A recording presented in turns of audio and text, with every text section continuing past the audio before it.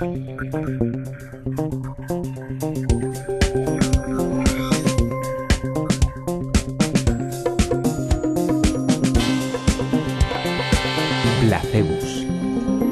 ¿Ciencia o magia?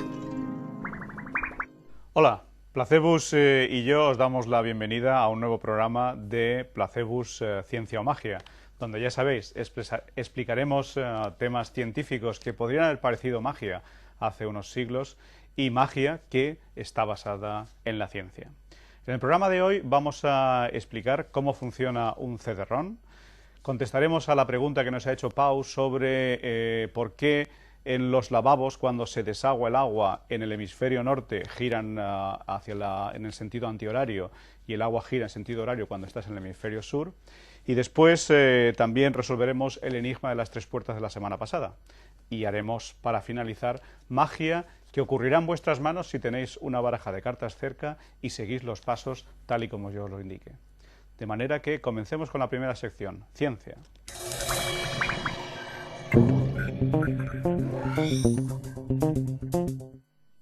En México, muchos coches llevan colgando en la bandeja trasera un CD-ROM. El objetivo es evitar los radares de la policía que supuestamente quedan deslumbrados por los reflejos de los CDs. Quizás sea este el destino de los CD-ROMs, ahora que están siendo desplazados por los DVDs, como ellos desplazaron a los discos de vinilo y a las cintas de los radiocassettes, que a su vez habían desplazado a las cintas 8 pistas. Pero ciertamente, como ya anticipara el presidente de Apple a finales de los 80, el CD-ROM revolucionó el uso de los ordenadores personales y también el de la distribución de música. En el terreno informático se disponía de un dispositivo de almacenamiento de fácil manejo y con una capacidad muy superior a los disquetes. En el terreno musical se podía escuchar música con alta calidad de sonido y sin el temor al rayado que tenían los discos de vinilo. Hoy los CDs están perdiendo cuota de mercado frente a los DVDs y a los más recientes discos Blu-ray. Con el mismo formato, estos últimos pueden almacenar casi 80 veces más información, aparte de ofrecer otras ventajas. La próxima vez que veas un CD-ROM en la bandeja trasera de un coche, junto a uno de esos perritos con la cabeza flotante que se mueve en cada acelerón o parada, no te rías y piensa que solo hace 20 años los CDs fueron los responsables de una revolución. Vamos a ver cómo funciona un CD-ROM. ¿Qué es un CD-ROM? De hecho, un CD-ROM no es más que un trozo de plástico. Es un plástico especial, un plástico policarbonatado, pero es un disco de plástico de 12 centímetros de diámetro y 1,2 milímetros de espesor. Y lo único que ocurre es que es un plástico especial en el cual se han hecho unas hendiduras, unos pequeños agujeros con un rayo láser que va a ser en el que se va a utilizar para codificar la información que después será recuperada y leída pues bien por tu lector de CDs o por un lector de DVDs en el caso de los DVDs. Si miramos en una sección transversal de este CD, lo que vamos a ver es que tenemos ese plástico policarbonatado en la parte inferior y en ella lo que se graban es con un láser especial y debidamente pequeño, los agujeros no tienen más de 0,5 micrones, se graban esas hendiduras en el mismo que después serán recuperadas. Esas hendiduras se recubren con una capa de aluminio y después encima lo único que se le coloca es un acrílico para protegerlo. Aquí en la imagen podemos ver efectivamente ese plástico con las hendiduras ya hechas, que serán las que tendrán que recuperarse después. De encima tenemos ese acrílico y encima lo que nos quedaría sería la capa de la etiqueta. Esas hendiduras, ya he dicho, tienen como mucho un ancho de medio micrón y además un espesor de también unas pocas micras. Esta grabación se hace de manera similar a como se grababan los discos de vinilo, en una espiral en el mismo disco, pero al contrario de como eran los discos de vinilo, esta espiral va desde dentro hacia afuera. Es una espiral, ya hemos dicho, extremadamente fina, que aquí está muy exagerada, porque de hecho si la espiral que tenemos, que tienen que seguir el lector de CD-ROMs, la estiráramos y la pusiéramos en línea recta, alcanzaría los 5 kilómetros de longitud. Esa espiral, cuando se transforma en los huecos, en los agujeros y zonas lisas, pues al final lo que tenemos es una secuencia de puntos, o digamos, de zona lisa original con los agujeros, más zona lisa con los agujeros, que es la que codifica la información. Y tiene que haber muchos agujeros y muchas zonas lisas y muchas transiciones, porque debemos de pensar que para codificar simplemente un minuto de música necesitamos 10 megabytes de información. 10 megabytes, pensad que son 80 millones de bits de información, 80 millones de agujeros que se hayan debido de producir en los sitios correspondientes, en los sitios adecuados, para poder reproducir simplemente un minuto de información, un minuto de música. Esto lo que implica es que la lectura tiene que hacerse de una manera extremadamente precisa. Igual que con un láser se grabaron los agujeros, después con un láser lo que se hace es se envía un haz de luz hacia el CD-ROM. El CD-ROM refleja la luz, y dependiendo de si la luz viene de un agujero o viene de la parte intacta, la reflectividad de ese rayo de luz es diferente, y el CD-ROM, digamos, el lector es capaz de interpretar debidamente esa recuperación de la información que se había grabado. Como digo, el mecanismo de lectura es un mecanismo extremadamente preciso, porque primero tiene que ser capaz de seguir una espiral que solamente tiene media micra de ancho, y después tiene que hacerlo a una velocidad igual exactamente a la velocidad con la que se grabó. Con lo cual, ya digo que es uno de los puntos a resolver. La lectura se produce, ya digo, al enfocar el láser justamente a la altura de donde están los agujeros. Los CDs son muy parecidos, de hecho en tamaño son exactamente igual que los DVDs. La diferencia con los DVDs, que todos sabemos que contienen mucho más información, es que los agujeritos que se han grabado en el DVD son mucho más pequeños. Eso requiere pues una tecnología especial para hacer la grabación, y después también una tecnología especial para hacer la lectura, puesto que tenemos que ser capaces de leerlos sin, digamos, saltarnos la línea, saltarnos la espiral.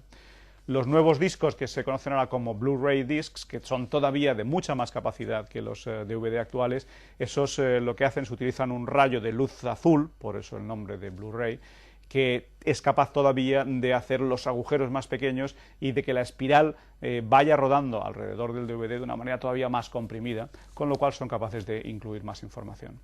Además de eso, han trabajado también en la posibilidad de incluir la información en 2 capas, lo cual requiere, bueno, algunos ajustes adicionales en la lectura que implican poder enfocar a diferentes niveles, pero eso quizá lo explicaremos en otra ocasión. Así que al final los DVD no son más que un trozo de plástico en el que se han hecho unas grabaciones, unos agujeros micrométricos que después son leídos para poder reproducir esa información, que está codificada, como toda la información en los discos ópticos, de manera digital, en ceros y unos.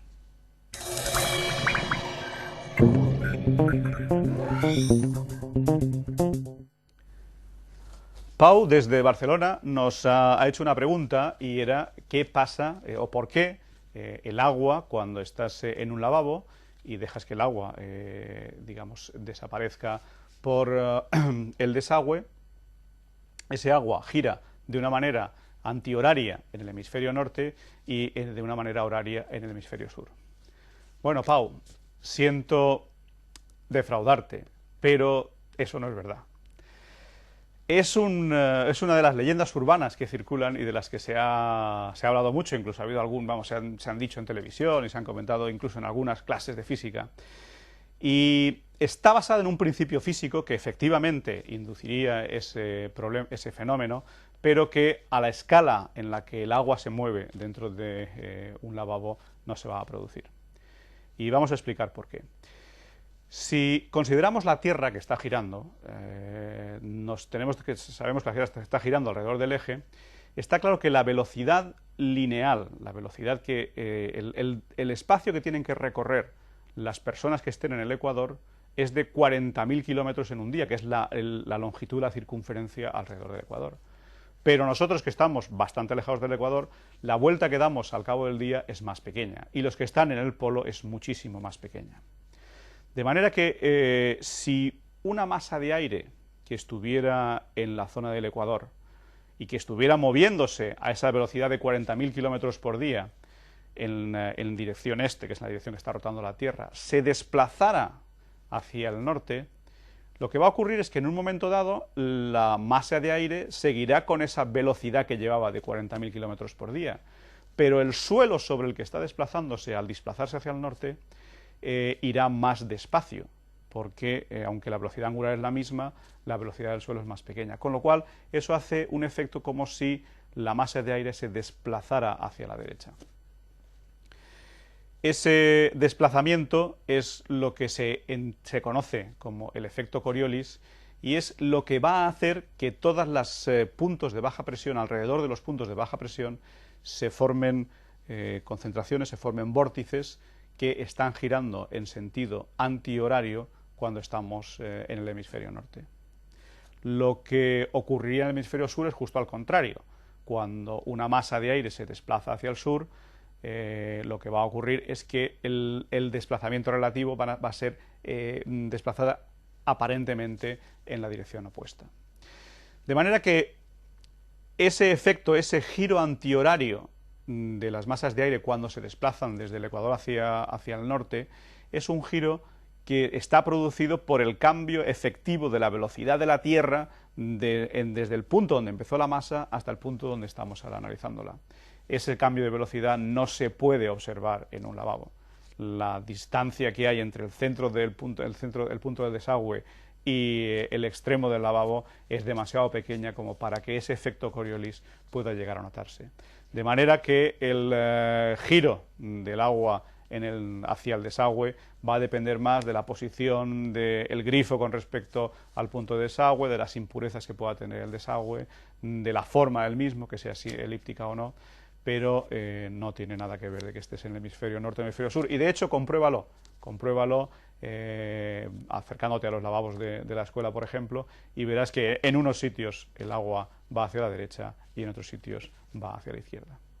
Así que lo siento, no ocurre en los lavabos, aunque sí que es cierto que el efecto Coriolis hace que las grandes masas de aire en la Tierra giren en sentido antihorario en el hemisferio norte y en sentido horario en el hemisferio sur.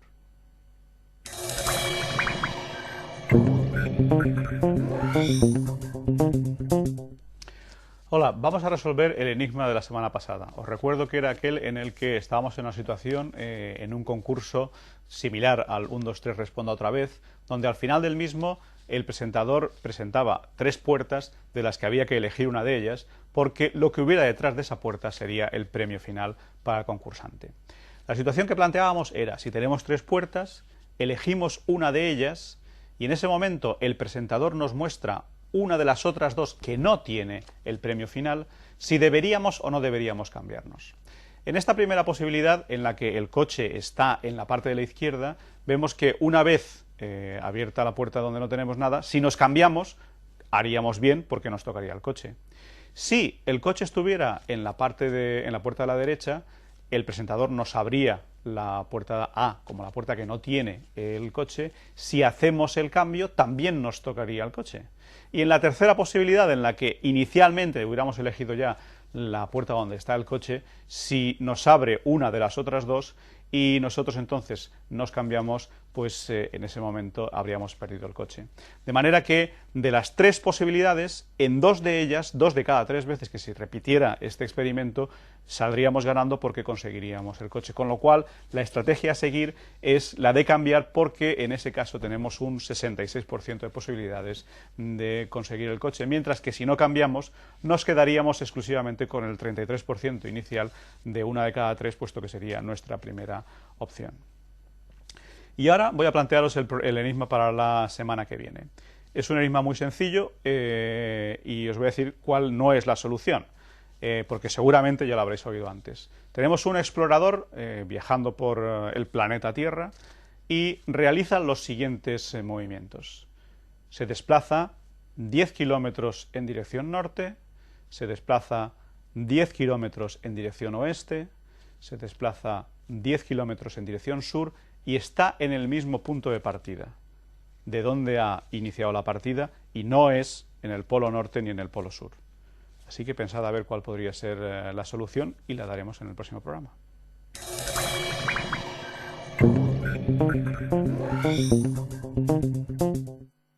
Bueno, vamos a hacer el juego de magia de esta semana.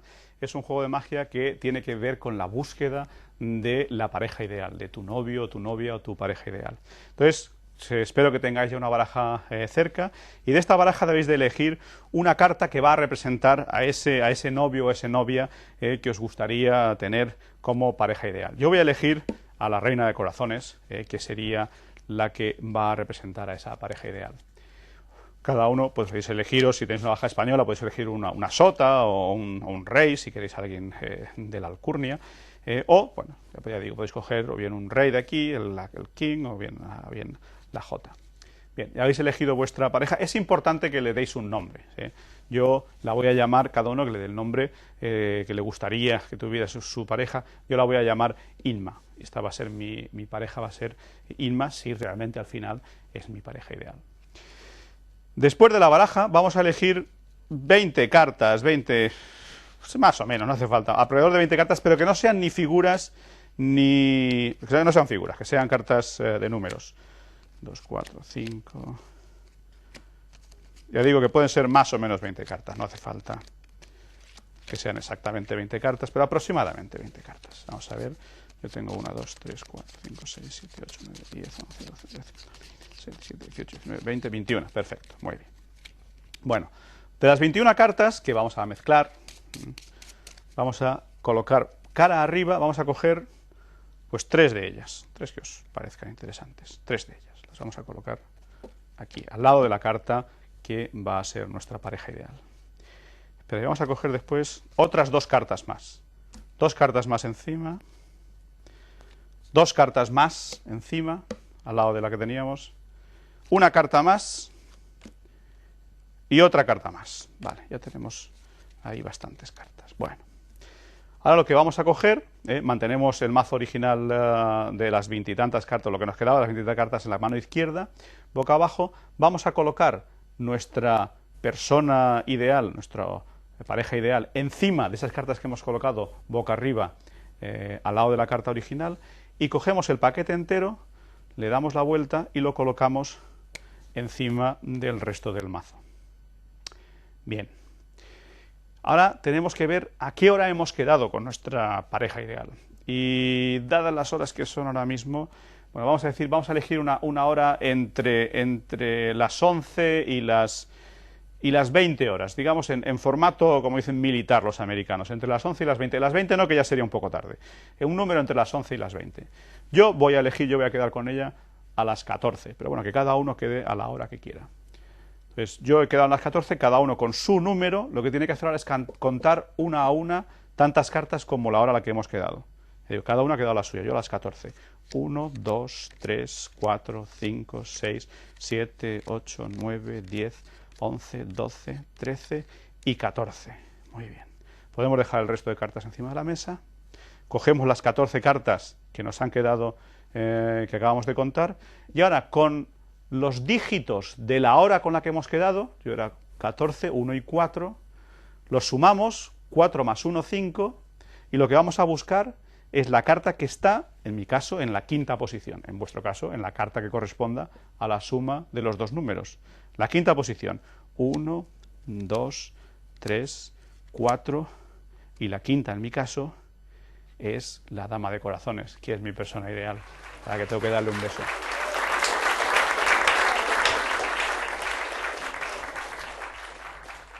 Pues nada, esto ha sido el programa de hoy. Muchas gracias por vuestra atención y os esperamos en la próxima emisión.